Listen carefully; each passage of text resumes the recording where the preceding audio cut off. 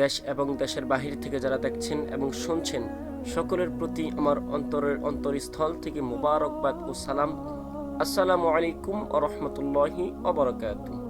প্রিয় দিনী ভাই ও বোনেরা, রজব মাসের ফজিলত সম্পর্কে আমার আপনার নবী ইরশাদ করেন, নিশ্চয়ই জান্নাতে একটি নদী আছে যার নাম রজব। এই নদীর পানি দুধের চেয়েও সুন্দর এবং মধুর চেয়েও মিষ্টি। আল্লাহু আকবার। যে ব্যক্তি রজব মাসে একদিন রোজা রাখবে, আল্লাহ তাআলা তাকে ওই নদীর পানি পান করাবেন। আল্লাহু আকবার।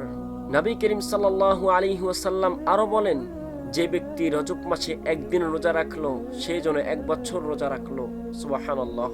আর যে ব্যক্তি 7 দিন রোজা রাখলো, আল্লাহ তাআলা তার জন্য জাহান্নামের 7টি দরজা বন্ধ করে দিবেন। আল্লাহু আকবার। আর যে ব্যক্তি 8 দিন রোজা রাখবে, আল্লাহ তাআলা তার জন্য জান্নাতের 8টি দরজা খুলে দিবে। সুবহানাল্লাহ। আর যে ব্যক্তি 10টি রোজা রাখবে, আল্লাহ তাআলার কাছে যা চাইবে তাই পাবেন।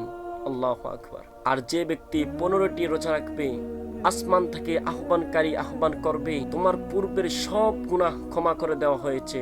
সুবহানাল্লাহ। সুতরাং তুমি নতুন করে আমল শুরু করো, আমল আরম্ভ করো। আর যে ব্যক্তি আরো বেশি বেশি আমল করবেন, আল্লাহ তাআলা তাকে আরো বেশি বেশি সওয়াব দান করবেন, বেশি বেশি নেকি দান করবেন। আল্লাহ পাক রব্বুল আলামিন আমাদের সবাইকে বেশি বেশি আমল করার তৌফিক দান করুক। সকলে বলি আমিন সুম্মা আমিন।